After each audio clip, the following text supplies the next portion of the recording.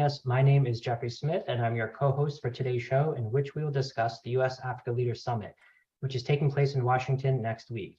The summit, much like its predecessor, hosted by President Barack Obama in 2014, is being billed by the U.S. government as an opportunity to identify and build upon shared values, as well as to kickstart a new and more productive set of relationships with the continent's leaders.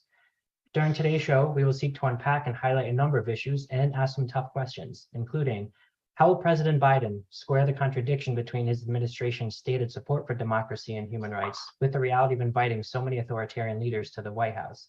As we saw during the 2014 summit, for example, many of these leaders, from Cameroon to Uganda, from Equatorial Guinea to Rwanda, use these platforms and the photo ops that come with them for propaganda purposes. A smiling photo with the American president while standing on a red carpet at the White House can be used to demonstrate to oppressed citizens abroad that their pro-democracy efforts are futile. For no matter how hard they agitate and persevere, the United States will stand by their oppressors and even shake their hands. Thankfully, helping me to guide today's conversation, which will cover these issues and so much more, is my colleague Mentate Maloshwa. Hey, Mentate, how are you feeling today? I'm great, Jeff, and you? Good. Thank you so much for being with us as always and being by my side. And as many of our listeners know, as a way of refreshing your memory, the Resistance Bureau focuses on the major threats to human rights and freedom in Africa, but also worldwide, while shining a light on the struggles for freedom. The show features the leaders at the forefront of these fights, and we build solidarity and networks among them. It is in this spirit that we are joined by today's fantastic panel. First, we have with us Ambassador Michaela James, who is currently a senior advisor at the U.S. Institute of Peace. Previously, she led a distinguished career in the U.S. Foreign Service, including as ambassador to Eswatini, where I first met her and experienced firsthand her integrity and deep commitment to human rights. Later, she served as Deputy Assistant Secretary for East Africa and the Sudans in the U.S. State Department, where she helped to craft U.S. Africa policy. We are also joined by Tendai Biti, a constitutional lawyer and a member of parliament representing the Citizens Coalition for Change, Zimbabwe's largest opposition movement. Internationally, he is best known for his role as Finance Minister of Zimbabwe, a position he held from 2009 to 2013 during the country's government of national unity, where he provided a very rare period of stability and reform. Next, we have with us Phumzile Van Dam, a former member of parliament in South Africa who was first elected at age 31 and quickly rose through the leadership ranks, ultimately serving as a national spokesperson for the Democratic Alliance. She has received multiple awards for her innovative work and knows the Washington landscape very well, having been a past participant in the International Visitors Leadership Program. Also joining us is Nancy O'Kale, a return speaker on our program, I might add. She's an Egyptian-American scholar who currently serves as the president and CEO of the Center for International Policy, a Washington-based NGO. Previously known as Defendant Number 34, Nancy was sentenced in absentia to 5 years in prison for her work following the January 2011 revolution that ousted long-ruling dictator Hosni Mubarak. Our discussant today, who will be joining us a bit later on with my colleague Nick Cheeseman, is Julian Paquette, a journalist who has covered U.S.-Africa relations extensively. He is the Washington and UN correspondent for the Africa Report and Jeune Afrique, where he has written a number of recent articles on the upcoming Leadership Summit. So his insights will be a valuable contribution to today's discussion. For our listeners, be sure to follow us on Twitter at Resist Bureau and use the hashtag ResistBureauLive for today's show. Right now, we are live streaming on Facebook and on YouTube, as well as recording the show for later distribution. So before we turn to today's panel, I will now hand this over to my co-host Mentate so that she can set the scene for today's discussion. Over to you, Mentate.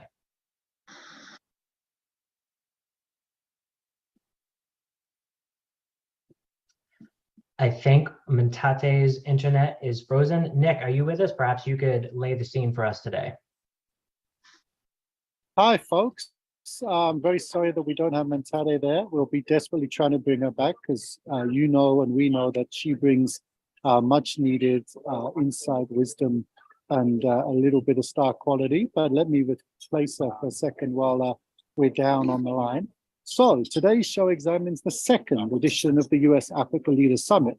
The first round in 2014 saw African leaders commit to strengthen democracy in their respective countries, but resulted in little change. This helps to explain why major summits are both met with equal parts of fanfare and concern.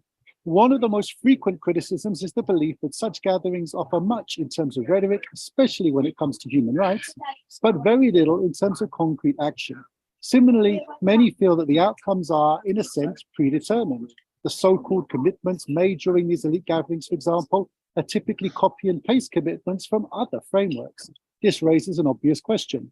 Would such commitments not have more strength if they were agreed to in a consultative manner with citizens and civic actors, those who might reflect a more accurate and tailored reality, while offering clear mechanisms for measuring progress and ensuring accountability? Another debate ongoing in Africa and in conversations that we've all been part of is the extent to which youth leaders and their voices are included in such meetings. Youth leadership is Africa's biggest asset. The youth comprise a 75% demographic majority.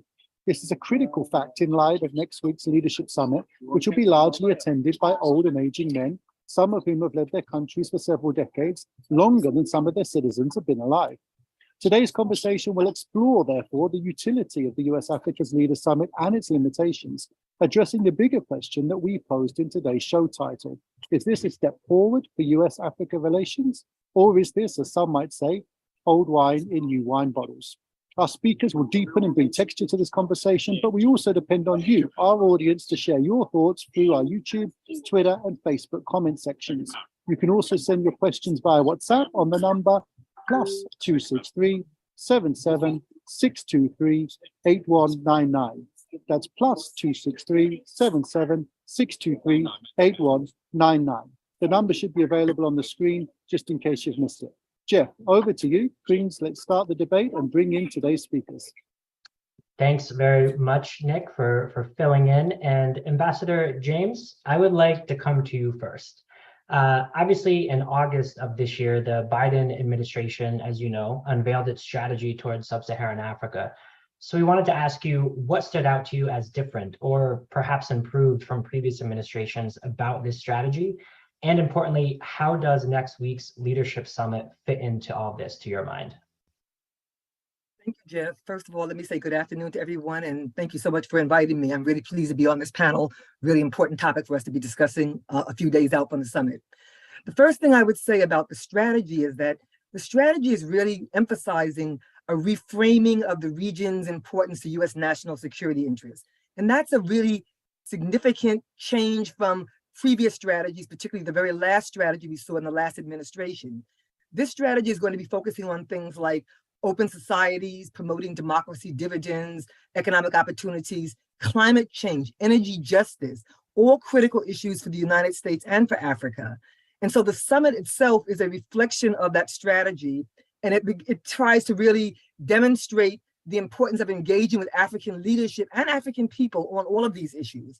And it's engaging not just for the sake of engaging, but engaging in a very different way. From all that I've been able to observe, I'd say it's engaging in a way that's more respectful, that shows greater partnership, and a recognition rooted in real politics that Africa is important as a global player. That's what the administration's been saying, and you begin to see it, and it's really driven by the fact that there are a number of global issues that Africa is so critical to, and the US can't make progress on without African input. And as you said, I think as Nick said earlier, this is only the second US hosted African Leaders Summit. It's not the kind of thing we do regularly, and that the Biden administration is doing it after an 8-year gap is significant in itself. So they're going to be focusing on things like democratic retreat. And that, of course, forces us to look at what's happening with the return to coups in Africa, and of course, what's going on in the Ukraine and how that impacts all democratic aspiring countries. It's going to also focus on global power competition. China's growing role in Africa is unmistakable, and its vast involvement in Belt Road Project initiatives is really something the administration is focused on in its strategy, and I think it'll be an undercurrent in some of the conversations. Not the dominant current, but an undercurrent. Violent jihadist movements that are spreading across the continent, that's certainly going to be a part of the conversation around security on the continent. And then climate change. I'm really pleased that there's going to be a side event on climate change, because at the COP27 meeting, Africans really pushed that issue. And I'd say young people in particular were the real strong voices in pushing for this fund for damage and loss, something that would not have happened without Africa. So these are some of the critical issues. Then, of course, on the upside, Africa's demographics, driving the summit, driving the strategy. Africa's global importance is rooted in this demographic change that's happening with young people. We all know the numbers: by 2050, 2 billion people, undeniable, unavoidable. You could also look at things like Africa's voice in multilateral institutions to understand why the summit and the strategy are both so important. Africa has shown that They are a huge voice in the General Assembly in particular. Look at the various Ukraine votes. So Africa's role is undeniable. Then the other positive thing happening in the US, I think, wants to be a part of is the African Continental Free Trade Agreement. That agreement that launched in January of last year really says Africa is about integration. If the US wants to take advantage of that huge market, growing middle class, they're going to have to be a part of those conversations to help Africans implement that. So I'd say there's a lot of stuff on the table, a lot of stuff on the agenda, and the summit is not box ticking, because if you say it's box ticking, that presumes that Africans come in some passive way to be listened to and just to be lectured to. I think the Africans are coming with their own strong agenda. They're coming to talk about African Union, Agenda 2063. So they're going to be coming, I think, well prepared to engage on all of these issues with African priorities at the top. So I'd stop there by simply saying that it's really going to be a significant gathering. It's not just box checking. We haven't had one. Africans want this conversation as much as Americans need this conversation. So I think we're going to see a lot coming out of it. Thank you so much, Michaela. And I'm very glad to see that my co-host Mentate is back with us. I know she has some questions for you. So Mentate, over to you. Thank you so much, Jeff, and thank you so much, Ambassador. I think you laid a good foundation for most of the things that we're going to talk about across the show. But I think one of the things that you mentioned just towards the end, the idea that it's going to be a significant event, a significant process. And I think it just ties me in with the question I want to ask you. What we saw during the 2014 US Africa Leaders Summit is that, for instance, you were the top US official in Eswatini, then Swaziland. So while in Washington, several Swazi activists attended pro-democracy demonstrations in front of the White House. And thereafter, they and their families were threatened publicly and also by name by Swazi authorities. So I think it just ties into the fact that you say it's a significant event, and most people would want to take advantage of the significant event to amplify their advocacy issues. So how do officials like you respond to incidents like this, where people take advantage of these opportunities to speak up, but then they're targeted afterwards? That is a really critical question, because as you all may know, there will be a civil society event also hosted in Washington, and there will be a lot of civil society activists here, human rights workers, democracy workers, gender advocates, a lot of people coming to really take advantage of this moment to promote these issues. And I would say that what happened back in 2014 was really, it was very angering, first of all, to invite people to the United States and to see their host countries, to see their governments harassing and trying to repress their voices. So the first thing that I did, and that all good diplomats would do, is get on the phone to Washington, tell State Department, we've got to speak out loudly on this. And the State Department did put out a strong statement condemning what was happening back in Mbaban with the government trying to silence these human rights activists. I myself got on the phone and called as many people as I could back in Mbaban to make it clear that there would be consequences. And that's what all good diplomats do. We have to understand that people take enormous risk and great dangers in speaking out on the issues that they speak out on at home and abroad, as we see. And it's incumbent upon us, if we are going to support a real agenda of democracy promotion, to stand with these people. We have to stand with them, whether they're in our country or in their own countries. So the first thing you do is be sure that we're on the record, making sure that the governments know that there will be consequences. And consequences can be a wide range of things, everything from sanctions to looking at our trade preference programs, to looking at invitations to future events. We have a whole host of tools that we can use, but the point is to make sure that we make a very strong showing that people take enormous risks. They put their lives on the line. And if we want to see this kind of activism, we as the United States can't be silent when people do that. I wasn't silent as a diplomat, and I think most of my colleagues who work in the diplomatic field take the same approach. We try to stand up for and stand with those people who are willing to take those kinds of risks. Thank you so much, Ambassador. Nancy, I'll bring you into the conversation here because you played a critical role in the campaign that ultimately brought down an authoritarian regime in Egypt. What did you think about the role of the United States at that time, and what, if anything, do you think has changed since then? Sorry, I think I need to try. Hello. Well, thank you so much for having me here once again. It's always a pleasure to be on the show, and I want to apologize first that I have to leave shortly and not continue with the rest of the panel because I have a prior engagement but I'm very pleased that I would be able to at least make a few comments, even if they are brief. So I think the role of the US in the revolution in 2011 was sort of, I would say, perplexed at the beginning, because there was a divide within the administration of whether to support the people or to support the Mubarak regime. There were voices that were very concerned about the possibilities of the situation post-Mubarak era. But at the end of the day, they decided to stand by the people. However, standing by the people and having the inspiring speech from Obama back then saying it's about time to stand on the right side of history, that did not really translate into actual support for the Egyptian people, not the Egyptian government. And as we know, Supreme Council of Armed Forces was in charge of the transition, and from the beginning of the time that Mubarak stepped down on February 11th until later on, we had the elections and the presidential elections. And during that time, the military has conducted or took an approach that was very repressive, had a lot of human rights violations, arrests. Thousands of people were under military prosecution. There were several incidents where there were mass killing, not compared to the mass killing that happened later in 2013, but we know about the Maspero massacre, where tanks actually walked over or drove over peaceful protesters, and then later Mohammed Mahmoud, where 50 people were killed.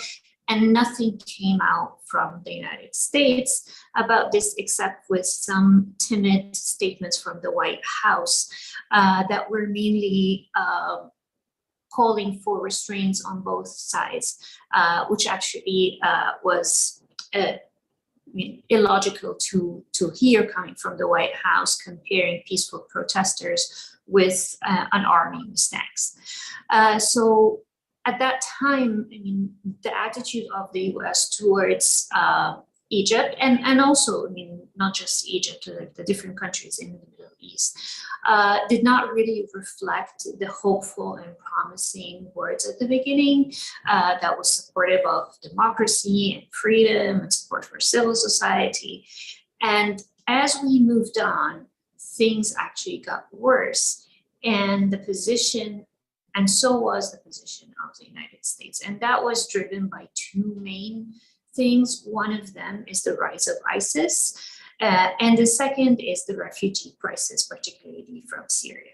And that has scared the international community about the outcome of not having the usual strongman in position of power, and how is that affecting stability? Of course, this is a very short-sighted approach, and it does not see that having a strong man is not equal to stability.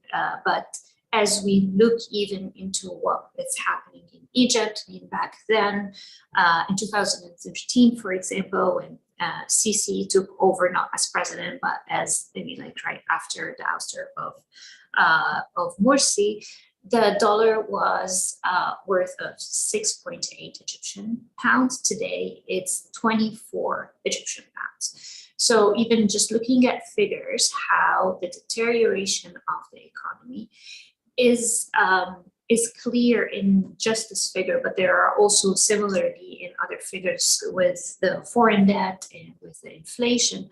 All this are indications that shows the fragility of the state. And usually when states are fragile and they cannot deliver on their promises, the only tool they have in their hands is security and security forces and security solution. And we're thinking about the main issue, for example, that is on top of the agenda, particularly with regards to Egypt, is the negotiations between Ethiopia and Egypt around the Renaissance Dam that Ethiopia. But we think about two countries that had a tenuous, hopeful time when things looked better, when Abiy Ahmed also had a moment where he took the Nobel Peace Prize with all the promises, and then all this turned around into a very dramatic and tragic situation in Ethiopia today. So in both cases, we are seeing countries that are, even if they assume that or seem to be stable just in the optics, as they are, for example, in Egypt, the conditions and the repression and the decline of the economic situations all combined does not make this situation sustainable. Unfortunately, it's not just the US, but the international community and Europe do not act or do not build their strategic relations with those countries based on this assumption. The other thing that has changed also, if we're speaking about the difference right now compared to 2014 when we had the first US-Africa summit, things have changed also within the United States drastically.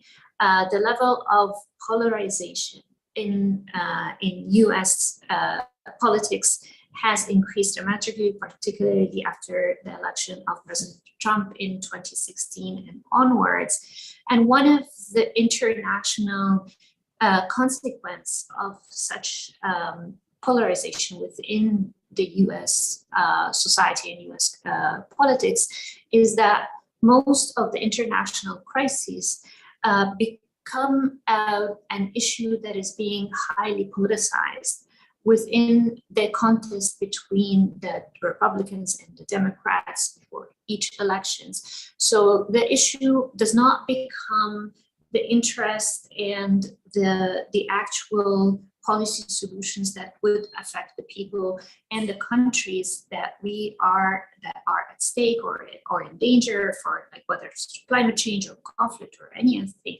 It becomes like turning these crises into like a political chip or a political token.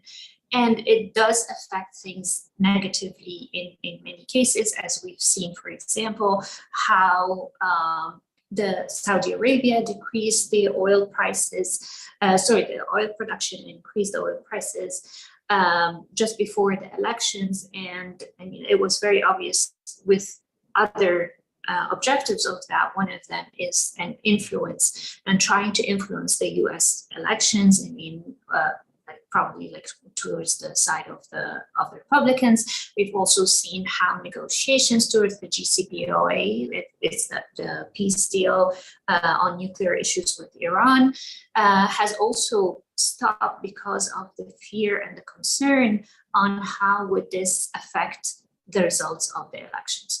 So there are problems with US foreign policy towards the other countries in Africa and the Middle East, but also there are problems within the domestic politics that influences such decisions. Thank you very much, Nancy, for that response. Before I get to Phumzile, I wanted to ask you just a quick follow-up, because you were talking about the fragility of the state and some of the measures that states who are existing in that space tend to take. And one of them as well is you tend to see a tightening of the political space, right? A crackdown on civil society in the human rights community. Currently in Egypt, for example, there are over 60,000 political prisoners languishing in Egyptian prison cells, which to me, and I'm sure to those listening, is an absolutely staggering number. And as you mentioned, next week, President Sisi will be in Washington. He'll be attending the summit with his fellow heads of state, and he'll be meeting with the president and high-level US officials. So in the next 1 or 2 minutes, if you could, we'd love to get your thoughts on how this is perceived on the ground. How is it perceived among average Egyptian citizens who are under the jackboot of dictatorship? And how is this perceived among the activists that you work with? Well, it depends who you're asking. And if you're asking about like the general perception in the Egyptian public, this is very, very difficult to gauge. I mean, we don't have an open space for free expression. We don't have freedom of the press. anyone who even uses social media to tweet or just retweet could end up in prison, just what happened with Ala Abdel Fattah, and who is now like serving a prison sentence for 5 years. And but if you're asking about others who are able to speak, they are perceiving this negatively. The optics of President Sisi in the White House with President Biden is always an indication of a stamp of approval of this government, despite all the repressive. And I know that there are protests that are being organized at the time of his arrival in front of the White House and in front of the embassy. So you can tell and gauge this from the reaction of activists who are able to express themselves outside. However, with the people inside, I would not be surprised if people would be on the optics as well, looking like they are supportive of the position of or the invitation of Sisi to White House, particularly when it's being framed as that he is going mainly with the top issue on the agenda is the negotiation with Ethiopia on the high dam.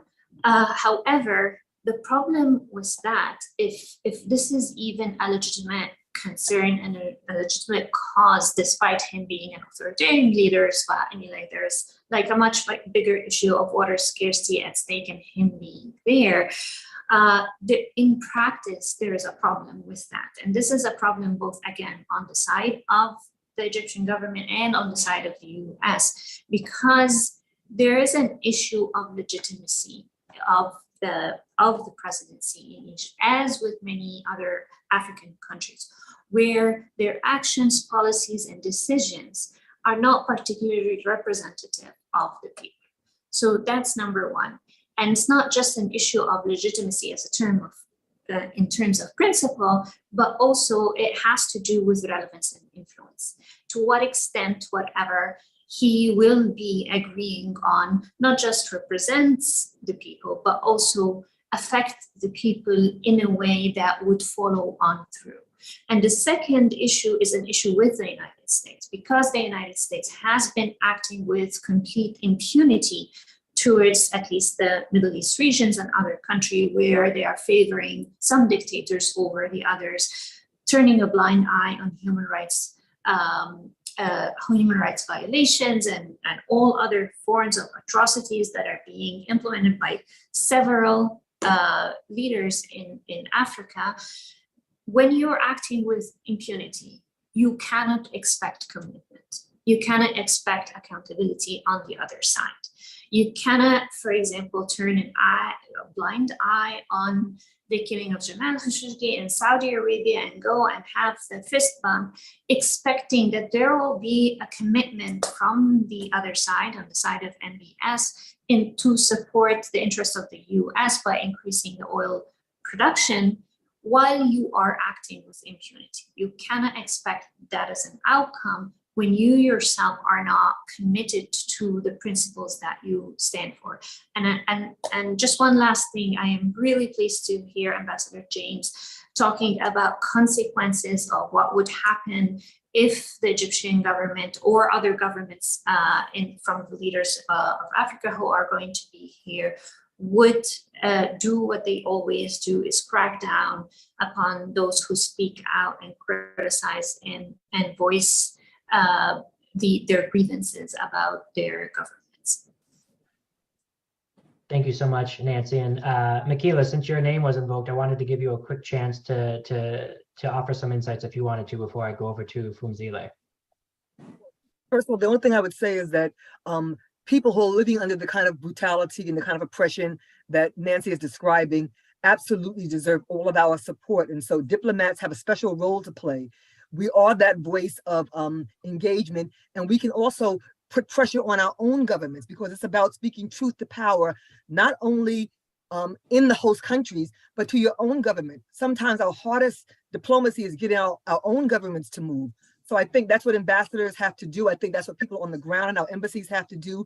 They've got to tell what's happening. They've got to write strong reports about it, and then they've got to demand accountability because we have a credibility gap in our own values promotion if we're not doing that. So I would simply say that Nancy's laid out the case for why all folks are going to have to stand up, diplomats, activists, human rights leaders across the board. We're going to have to all be very attentive to the fact that there's going to be consequences after the fact, but only if we're really pushing for it and pressing for it. Right. Thank you, Nancy, and thank you, Ambassador. Phumzile, I want to come to you now. How are you doing today? I'm great, thanks, and you? Just Great. a little bit frozen in Oslo.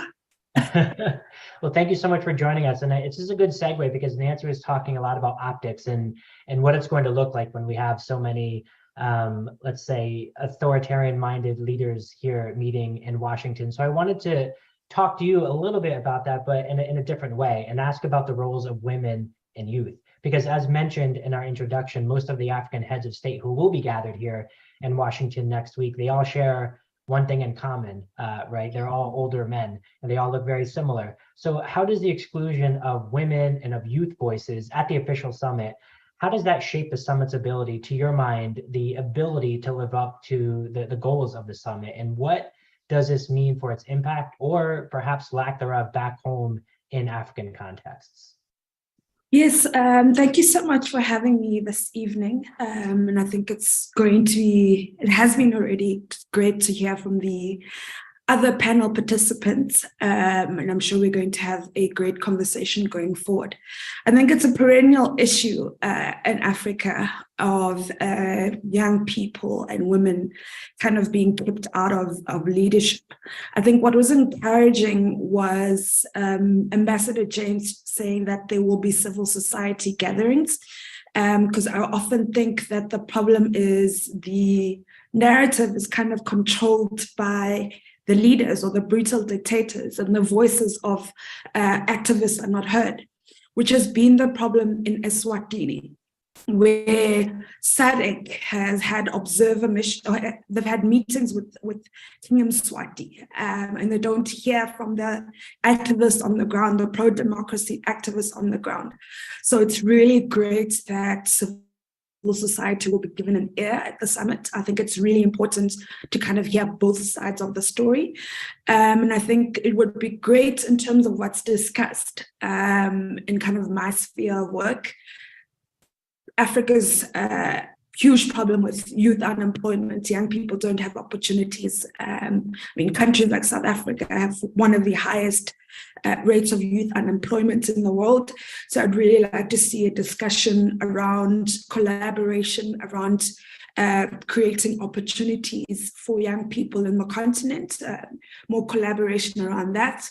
And I think it is a great opportunity also for the repairing of the relationship between Africa and the US, which, you know, the US has a terrible reputation in Africa. And this is also in part of late of the information wars, which is kind of the space that I work in, where Russia and China trade, their form of trade with Africa is disinformation.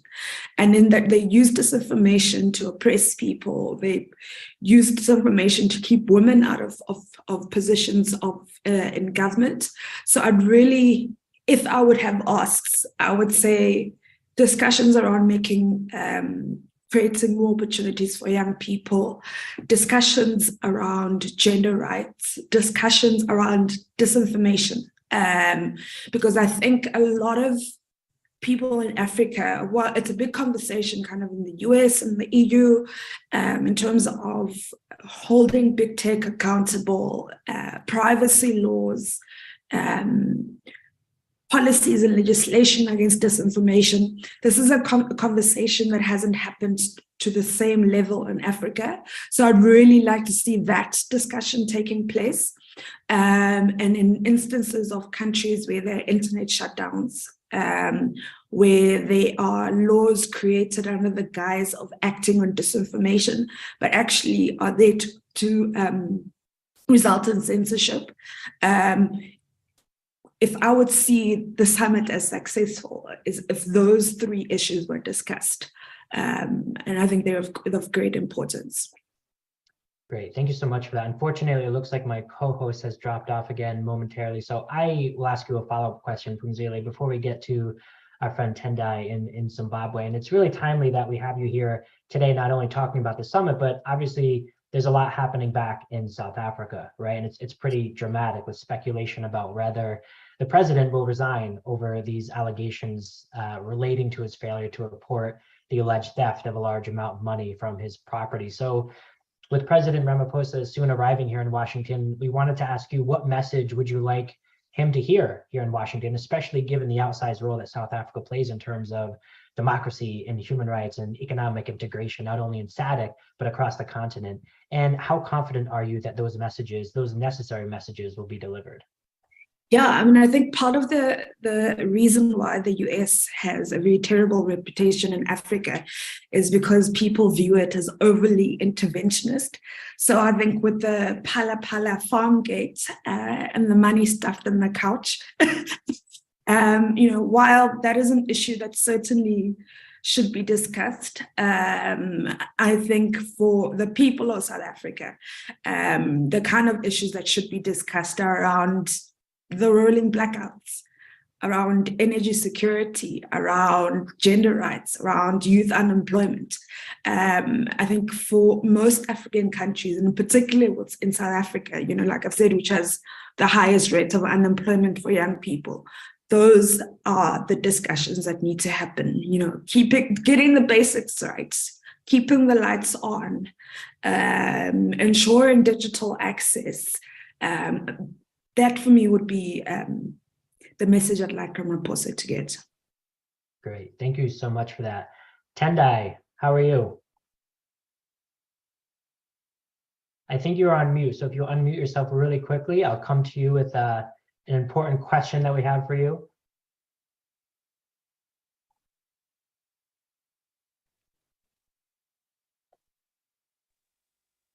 Thanks, Jeff. I'm sure you can hear me now. Yes, we can, and we can see you. Thank you for joining us. We know you're very busy, have a very busy schedule, but we wanted to bring you on today because you know Washington very well, having traveled here on a number of occasions, including testifying before the U.S. Congress on these very issues related to U.S. foreign policy. And Zimbabwe, of course, has long been a lightning rod in debates over U.S. policies toward Africa. And of course, this goes way back, including to the Mugabe era and the imposition of targeted sanctions on human rights abusers. So we wanted to change course a little bit and ask, what to your mind, what does the US get right in Zimbabwe? And what does it get right in Africa more broadly? We've heard a lot of criticisms. We wanted to see, to your mind, what is the US doing right? How can the US government be seen as a valuable partner? And how are they seen as a valuable partner? Well, I think there are things that, and the issues that for a long time have defined the relationship between Africa and the West, the relationship between Africa and the US in particular. And regrettably, over the past few, if you like, over the past decades, there's been a recession of belief in those issues and values. So for a long time, America has been known, and the West has been known as bastions for democracy, for the rule of law, for equality. But over the years, the rise of populism, the rise of nationalism, has seen a recession in the influence of international law. We have seen inconsistencies. We have seen contradictions. We have seen hypocrisy. So this summit is very critical as a first step in recalibrating those old values that we've always associated traditional, powers. It's important, particularly if you're going to have countries like Uganda there. It's important that the values of constitutionalism, the rule of law, democracy,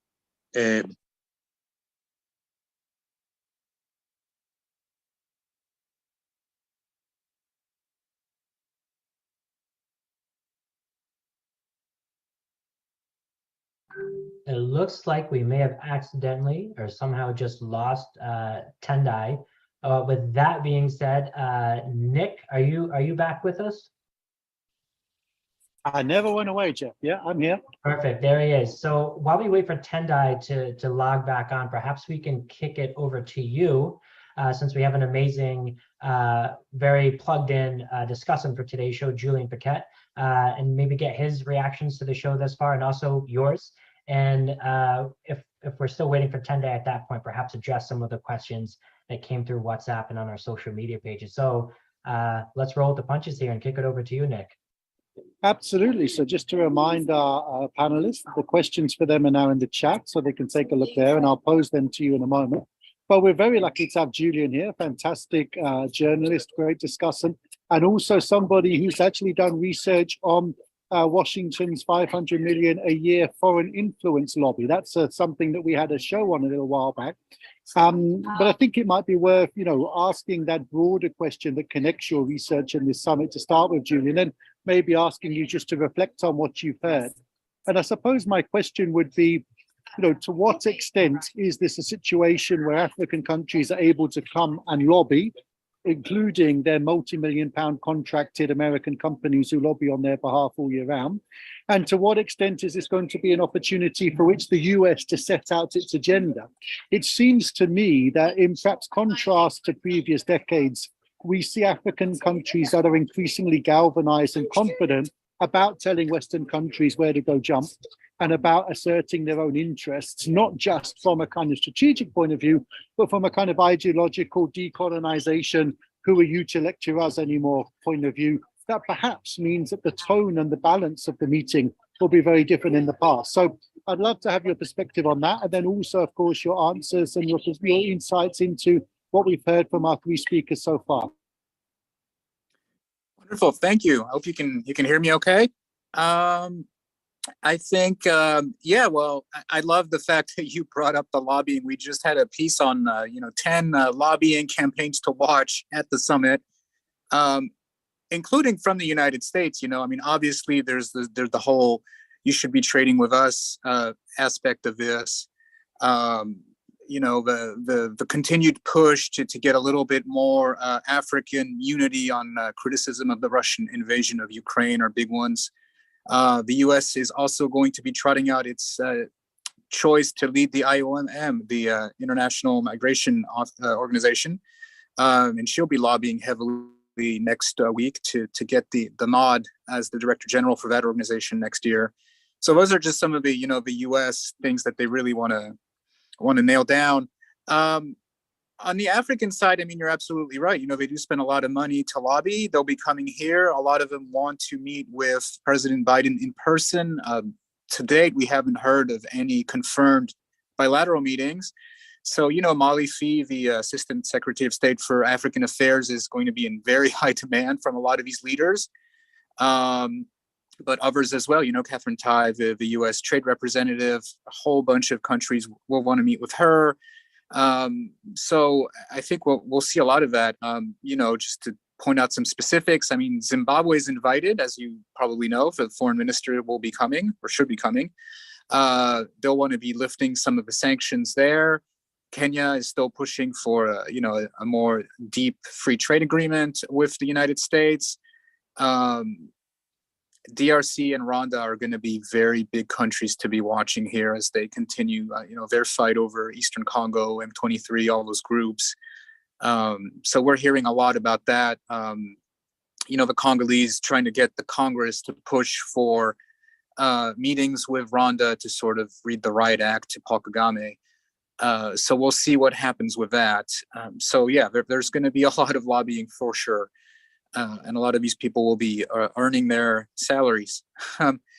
I would, and one thing that's really, really interesting, and I think that really ties all of this together, I think Phumzile was saying, the U.S. reputation for being overly interventionist.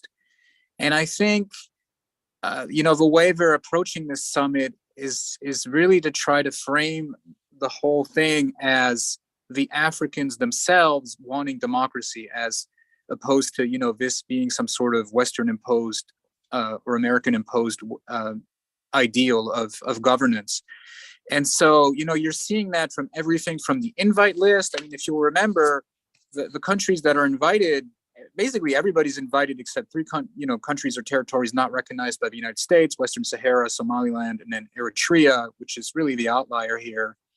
But the other four are just countries that are, at odds with the African Union right now: Mali, Guinea, Burkina Faso, and Sudan, because of recent coups. So you're really seeing the Americans saying it's the Africans, and not only, not just civil society, but African leadership, African officials who want this approach. And so we're respectful of that. You guys talked a little bit about these opening forums on civil society. And it's interesting, right? The Americans are trying to thread the needle here by starting off the first official day of the summit on Tuesday with these forums.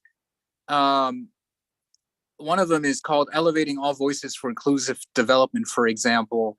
And in what's interesting here is that they've invited the civil society folks in conversation with three African leaders: Zambia's President Hichilema, Cabo Verde's Prime Minister Correa e Silva, and the President of Gambia, Adama Barrow. So again, this is the United States really trying to say, this model of democracy is something that everybody wants. When you look at, I was just looking at this, the events here, they're going to be talking about, I don't have it in front of me anymore, but one of the first events with the democracy folks, the civil society forum here that I just talked about with Cabo Verde, Gambia, and Zambia,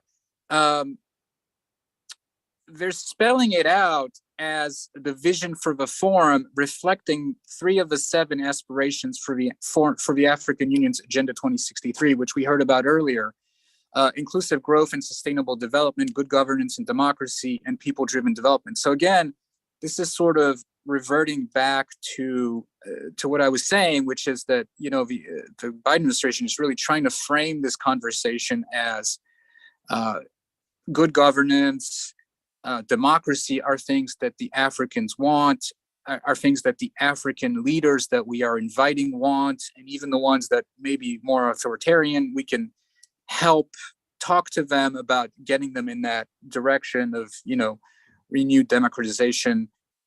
This idea that is what the African Union wants.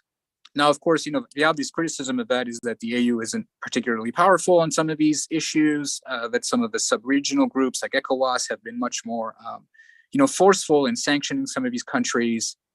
But again, this is really the United States sort of trying to give this a sense that it is an African-led process, if that makes sense. Thanks so much. Yeah, I guess. So go ahead.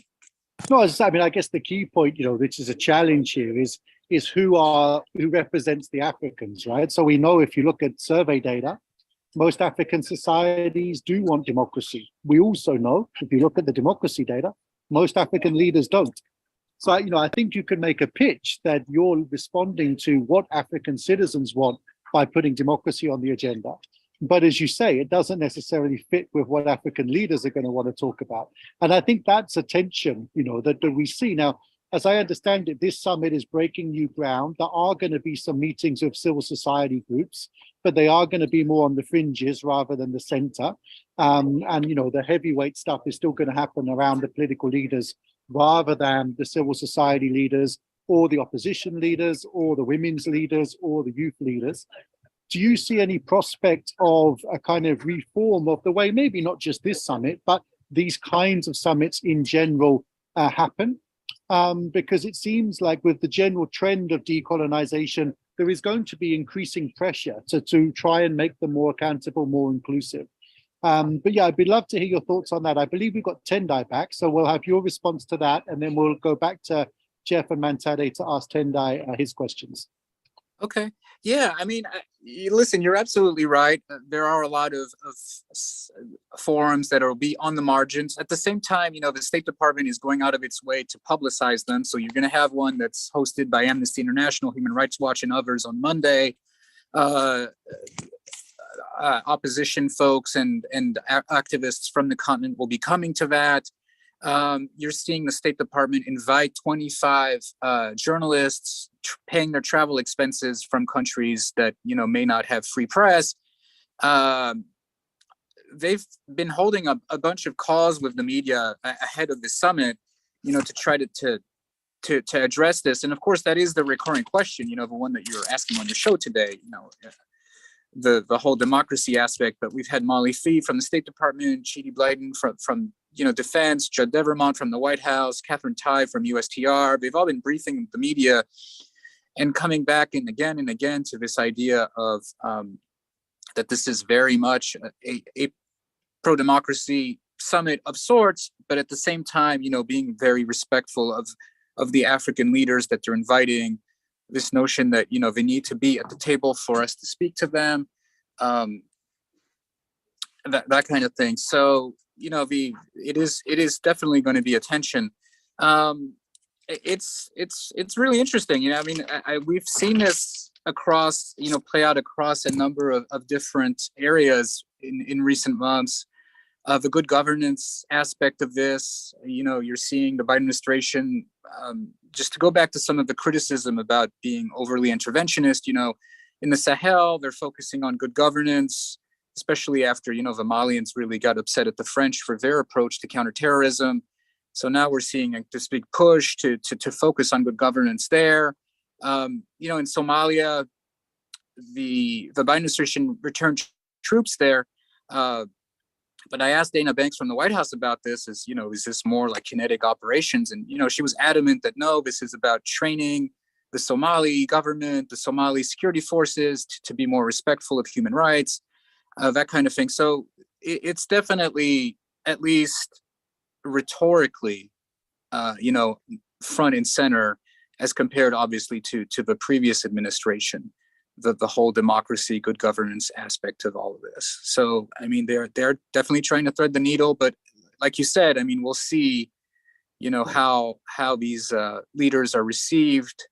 There is a sense of, I think to go back to that criticism of check the box. I know the ambassador didn't like that terminology because it suggests that the Africans don't have a say.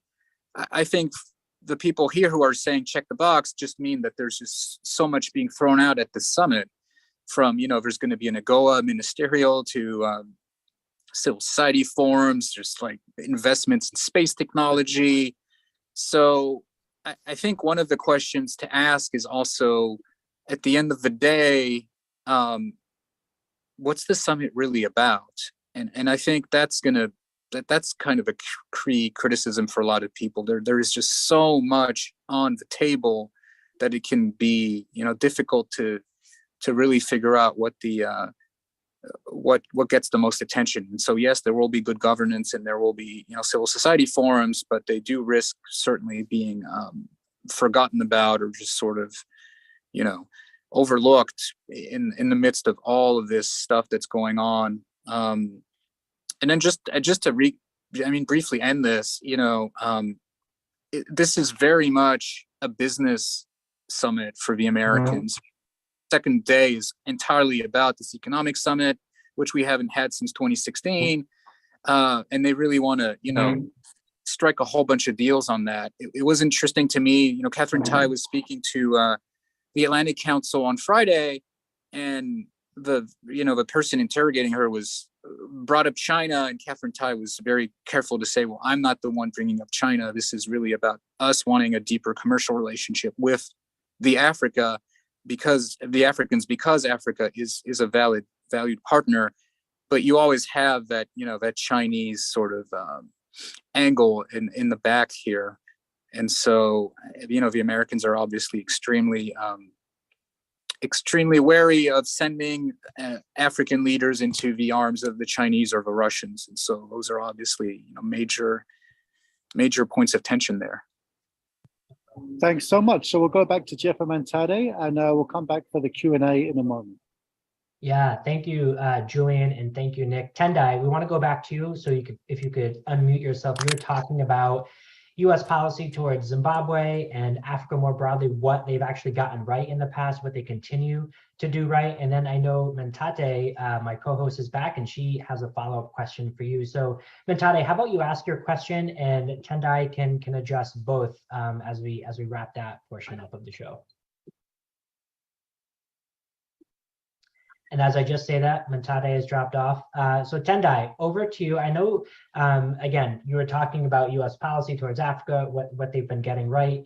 And Mentate, who is a Zimbabwean, we were talking before this, and one of the questions that she wanted to ask you, in your role as a lawyer, obviously, you know that commitment is the assumption of responsibility to fulfill obligations.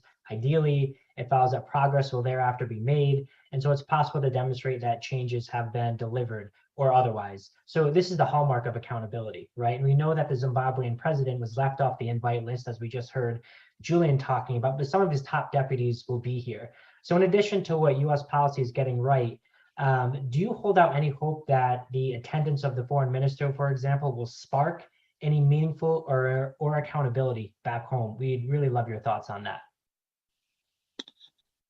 Thank you, Jeff. Sorry, my line dropped. As I told you, we've been in a power blackout, 19-hour power blackout here. I think for me, the key issue is this, that this summit is very important. And this summit is a very important signal that the United States is recalibrating its foreign policy towards the issues that matter to the ordinary average citizen on the African continent. The African continent at the present moment is in serious democratic retreat. You see the emergence of civil wars, of conflict, of state failure, the return of military coups right across the length and breadth of the African continent. Look at the crisis in the Horn of Africa, in the Sahel region, the IGAD region. Here in Southern Africa, you have troubled spots like my own country, troubled spots like Eswatini, and so forth. So it's really important to go back to basics. And the basics are the rule of law. Basics are constitutionalism. Basics are free and fair elections in which the citizen will have the ultimate say, not some selectorates, elsewhere. Basics are institutions that are strong, that are depoliticized, and so forth. Basics are a security force that remains in the barracks. Basics is good governance, justice, equality, transparency, and accountability, the things that we've been talking about for many years. So I hope that these issues will be put squarely on the table. The empowered role of the citizen, gender issues, climate change issues. These issues will be and should be on the table. But there are also other issues that should be part of the debate. One of the issues that should be on the debate is clearly, in my respectful submission, the issue of trade, the issue of access to markets, AGOA, and so forth. Is very important that Africa has access to U.S. markets, to Western markets. Fair trade across the world is not just restricted to the West.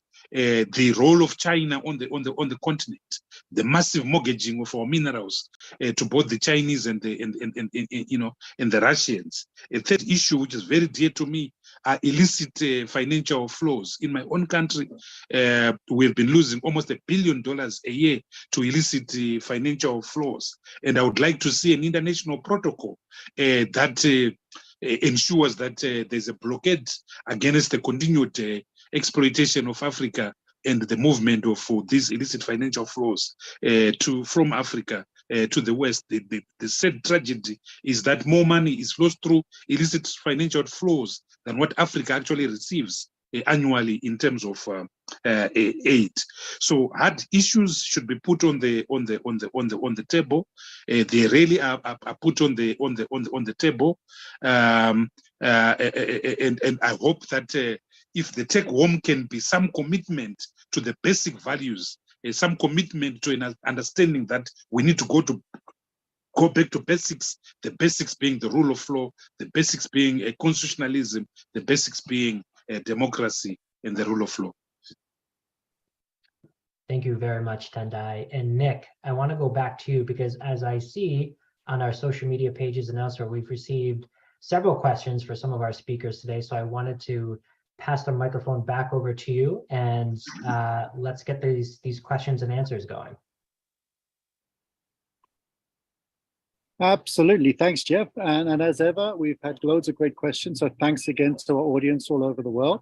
I'm going to go straight to the speakers, and then perhaps once everyone's spoken, I'll come back to Julian for some final words before we hand back to Jeff and Mantade. So, Ambassador, the first question for you.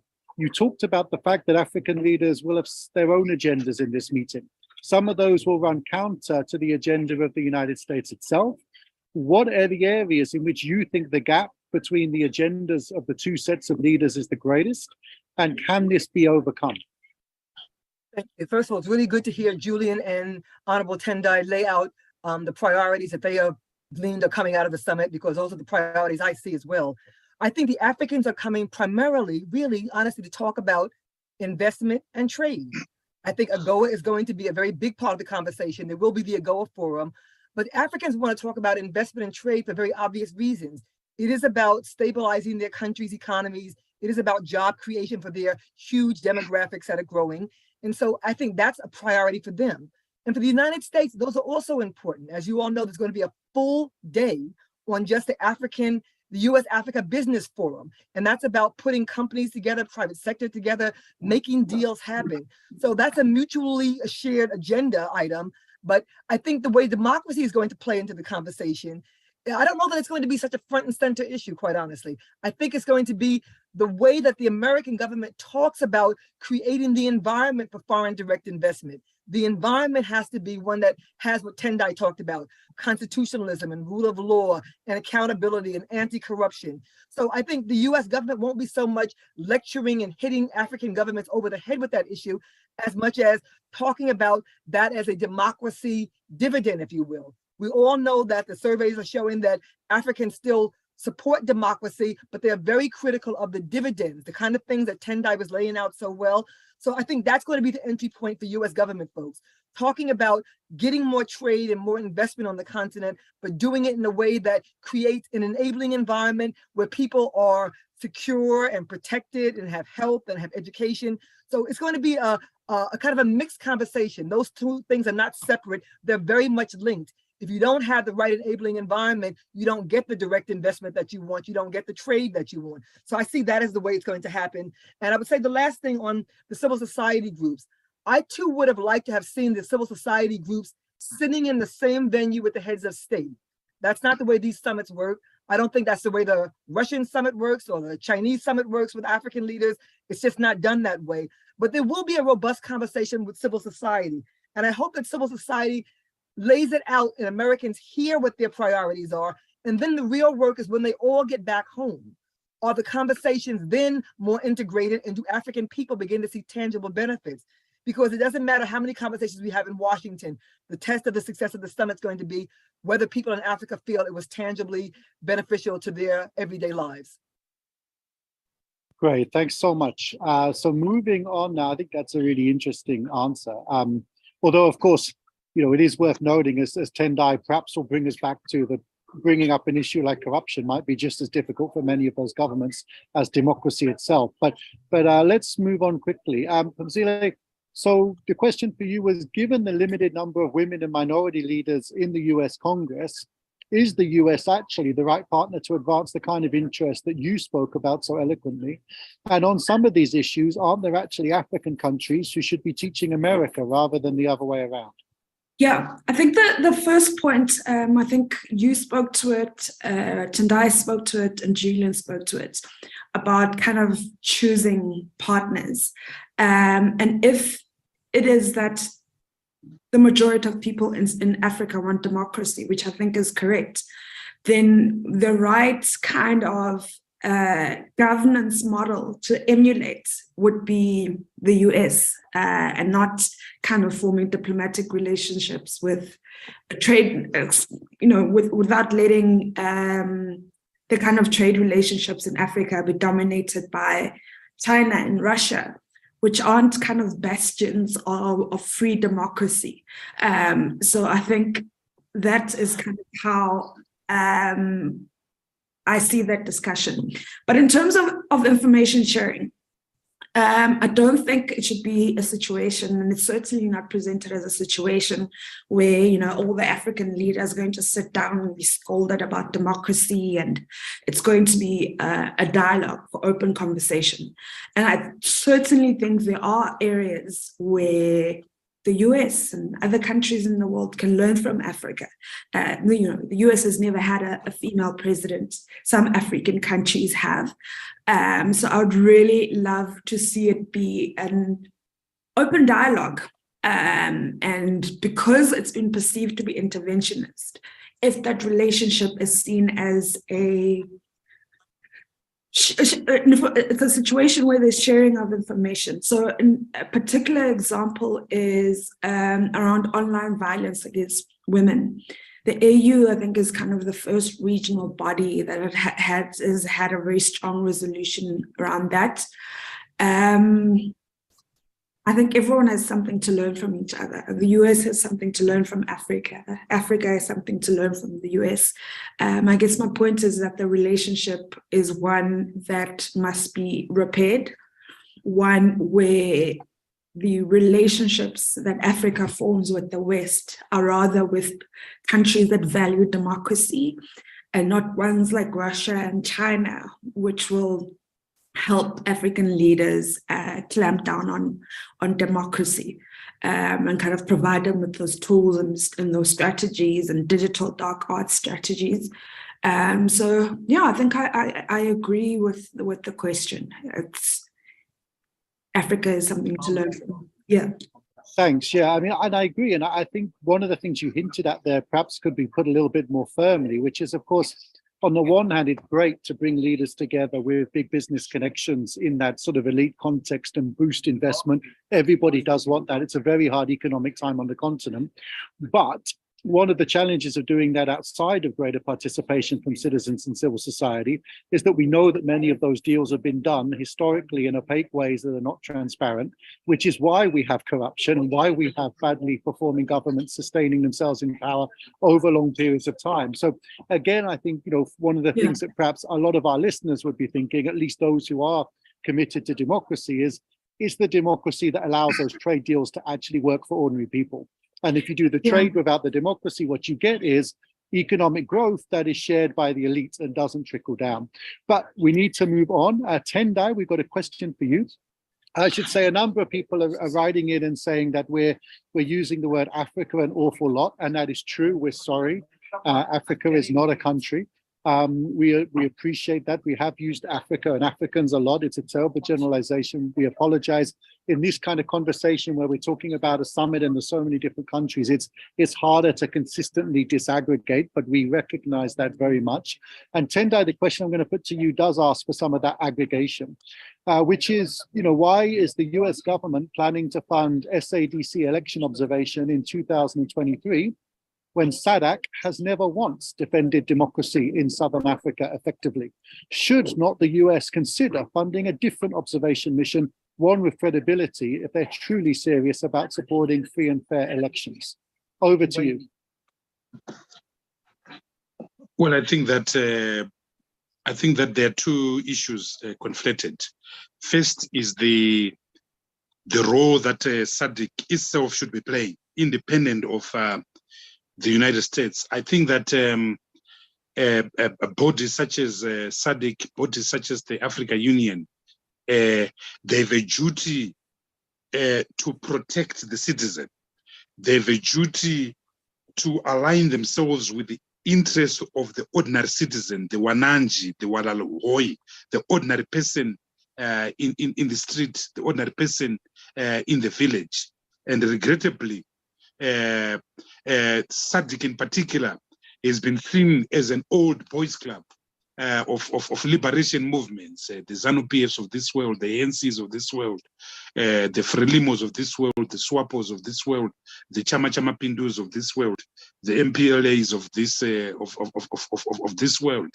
And oftentimes, when citizen rights are being trounced, whether opposition leaders are being killed, the law is being weaponized against them, they've turned a blind eye. So we would like to see these regional bodies standing up to the cause of the ordinary person. Regrettably, that has not been the case, and regrettably, there's a big deficit in terms of standing up to the issues that relate to the ordinary men and women on the streets of an average SADC city.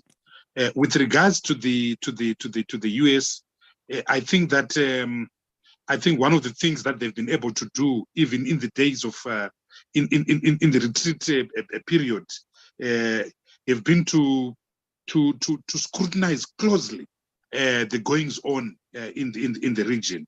So the election observation efforts, whether in SADC, whether by way of independent missions. In the case of Zimbabwe, in the 2018 election, the America had its own independent mission led primarily by the IRI and NDI, which was very important. And we hope that they will have a presence in the 2023 election. Election observation, as you yourself know, Nick, is very, very, very key.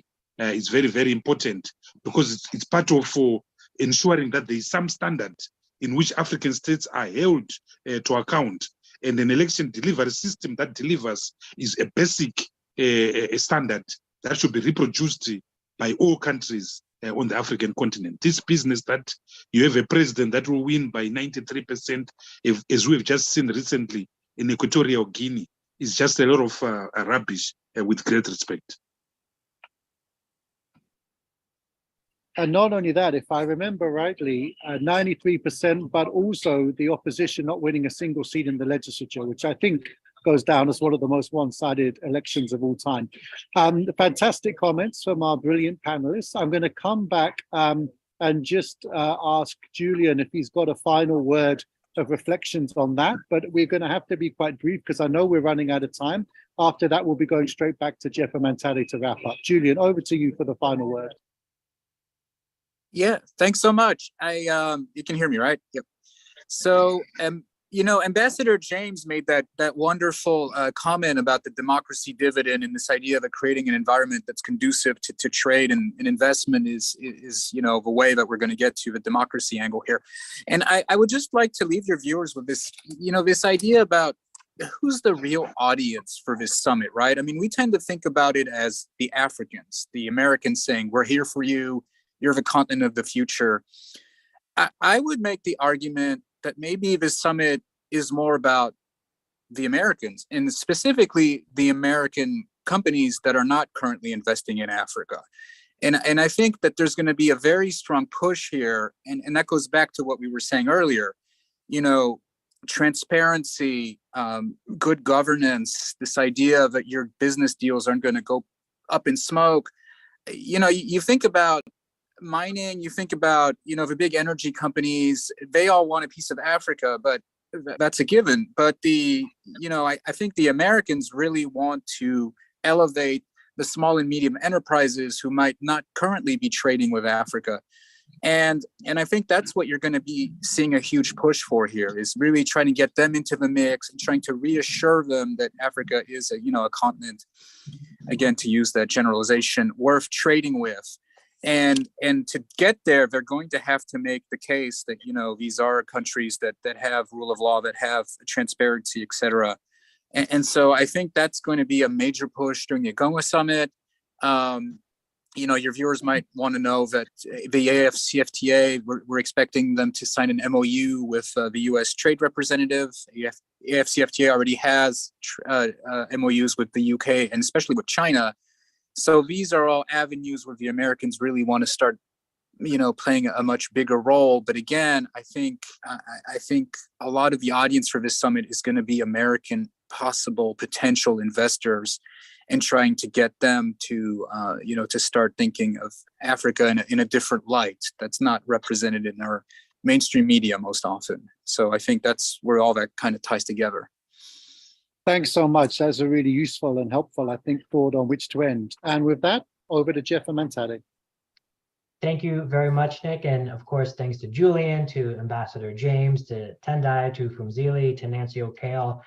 This was such a rich and insightful conversation, and I hope that our listeners learned as much today that I did. I personally would have loved to keep this conversation going, but as Nick alluded to, time does not permit us to do so, and we have to bring the show to a close. So I wanted to give a special shout out to everyone who made today's show possible. And again, thank you for our speakers to joining us today. Our team at the Resistance Bureau definitely looks forward to keeping in touch with all of you, to highlighting your important work that you do moving forward. So please do keep in touch. You inspire each of us. And thanks again for being with us today. And of course, thank you to our audience for engaging with us and for tuning in. Please stay in touch between our shows. This is our last one of 2022. So please visit our website in the meantime, theresistancebureau.com, and by subscribing on our homepage to get updates on the show, as well as show summaries and participant videos, including from today's show. On our website, you can revisit past shows, all of which are saved in the episodes section. We've actually done a number of episodes on some of the topics we raised today. You heard Nick talk about the show that we did on PR and lobbying in Washington, D.C., which was a fantastic show. We did an entire show on what America can learn from Africa in terms of enforcing free and fair election standards, boosting citizen engagement, and boosting voter turnout. So definitely check out those shows and the many others we have on our website.